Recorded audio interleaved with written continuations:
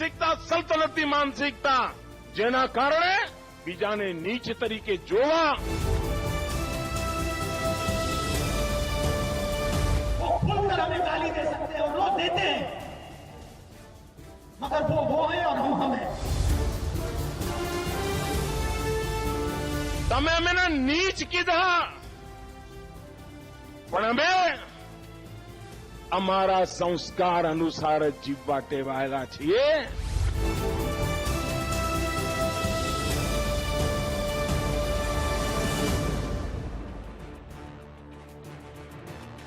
Hello everyone, good evening. The high-octane campaign for the first phase is over. Gujarat goes to polls in less than 24 hours from now. It's a prestige battle for the BJP as it's the home state of Prime Minister Narendra Modi and BJP President Amit Shah. The contest in 12 seats in Surat, a trading hub, is being viewed as a referendum on the demonetisation and GST move of the union government. It's no ordinary battle, as this will cast a much longer shadow until the summer of 2019. I'm talking about Lok Sabha elections. It's a litmus test for Congress President-elect Rahul Gandhi. Let me sum up what really is at stake for tomorrow. 89 out of 182 assembly seats go to polls tomorrow. In 2012, the BJP had won 63 seats. The Congress had won 22.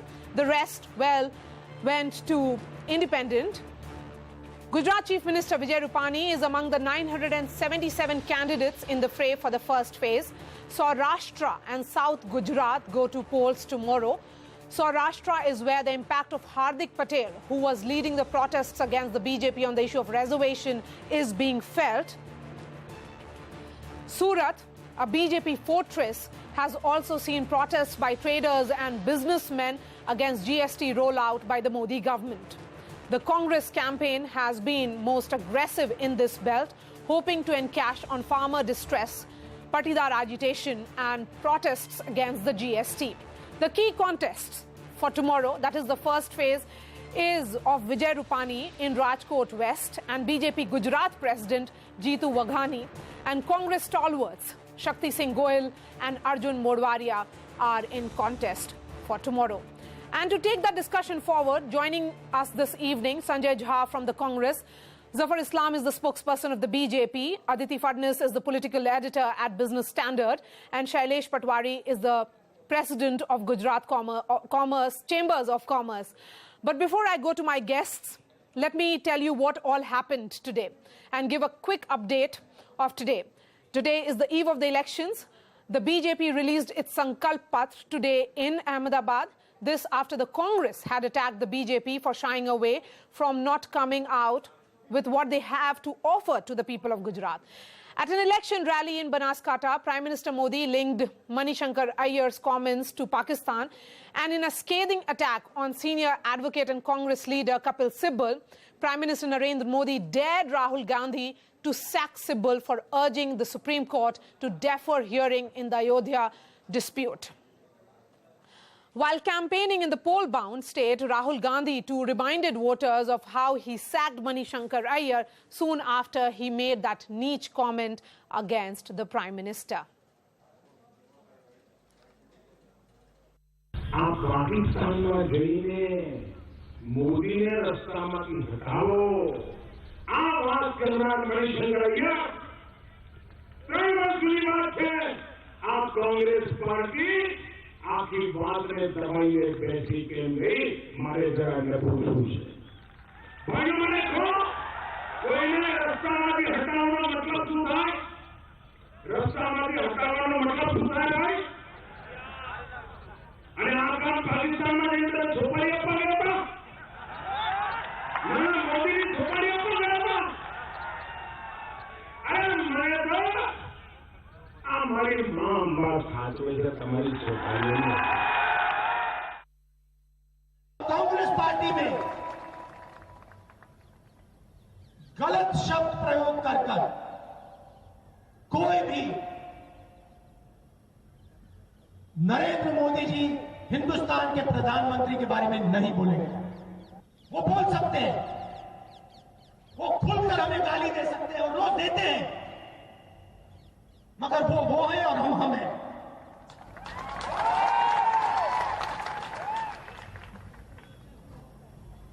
इसीलिए हमने मणिशंकर जी पे सख्त कार्रवाई की।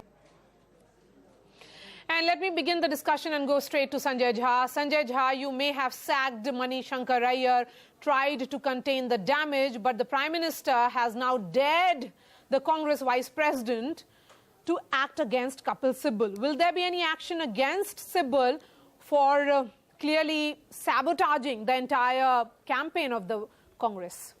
Marya, can I be very forthright right at the very beginning? It is very evident to anybody who's followed the Gujarat campaign, and more importantly, the people of Gujarat, that the Bharatiya Janata Party, led by the principal campaigner, Mr. Modi himself, they're trying very hard to actually divert attention from the monumental failures of the Gujarat BJP government. Mr. Gandhi has been raising pertinent issues of development, of social and economic indicators. And Mr. Modi has been trying to dodge the issue.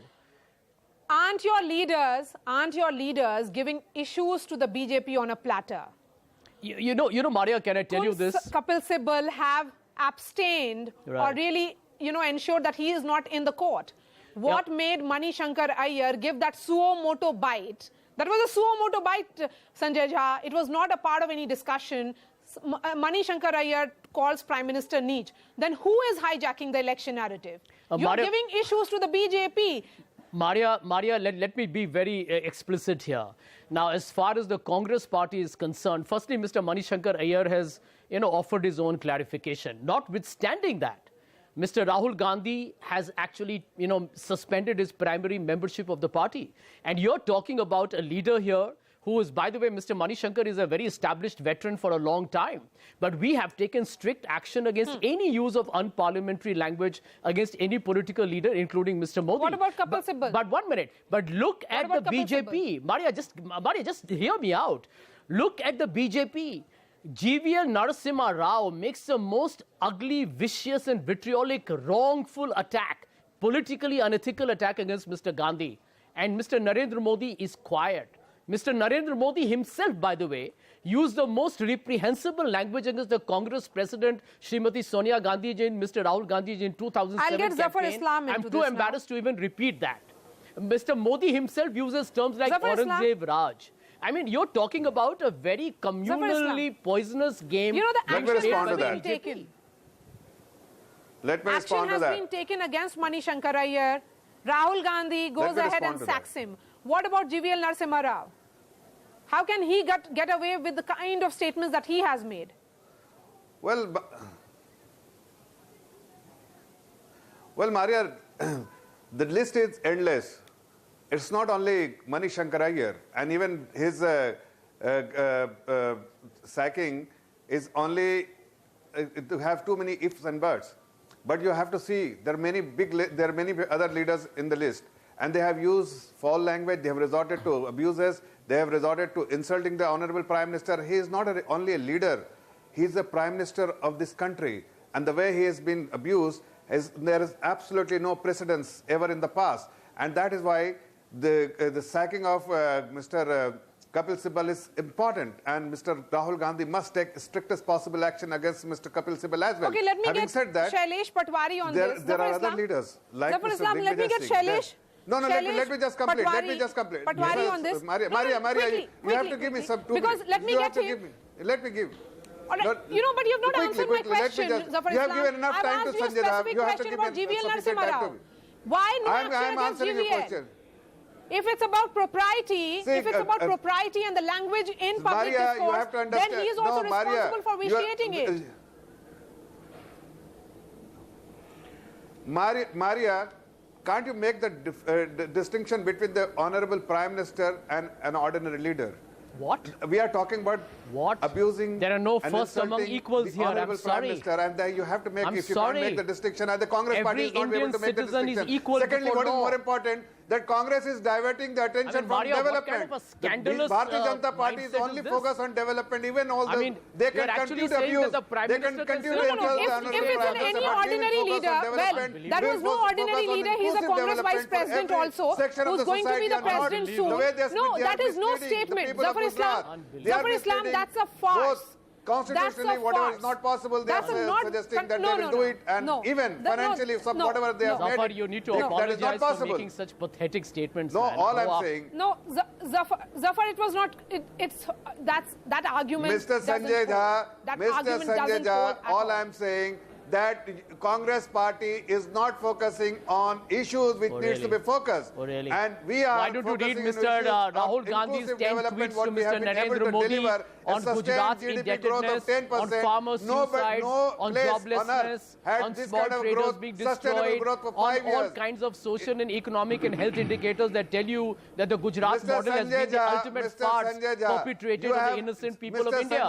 And we are not raising issues. You are the people who are diverting it on matters of communal and religious interests that suits your voter mobilization. GDP growth, GSDP, how can you come here and say that one leader is above it and the others are not? Zafar Islam and Sanjay Jha. Please, Zafar Islam, you have made your point. Let me get other panelists now. And for that, I have to go to Shailesh Patwari.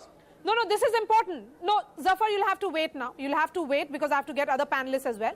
And Shailesh Patwari is joining us from Ahmedabad studio. It is important because he is in Gujarat. Mr. Patwari, when you look at the criticism that was coming, there were a lot of traders who were unhappy with the GST model. 12 hours to go for the polls. Have all your issues been settled? And are you really hurt with all those comments that are being made against the Prime Minister? See, first of all, when you say about the GST, yes, it was in the beginning have some problem because of the system and the rates which were very high. Fortunately, government and the GST Council has heard the appeal of our Gujarat Chamber of Commerce and Industry and they have started acting on it positively. The system has yet not started, till then no penalties will be charged. Further, the 28% which was 170 items, they have reduced to 18% or 5%. So all these things are happening. So I think trade and industry of Gujarat is now feeling their comfort with the government is now changing the tax rates and the system. When the criticism on our Prime Minister, Honorable Prime Minister, yeah, please, yes. Yes, please, go ahead. Go ahead. Yeah. Go ahead. The Prime Minister's the criticism which yesterday we have heard about Marya Shakil, it's not absolutely unwarranted, and I think this has helped BJP a lot. And secondly, what I say is this is very sad thing that instead of talking about both the parties on the development of the state and the activity and the policy which they are going to implement, rather than they are telling each other such abused manner. This is a very sad thing for trade and industry. We condemn it and we wish such type of which unparliamentary language is being used should not happen ever and they should be permanently removed from the party. Yes, let me get Aditi now.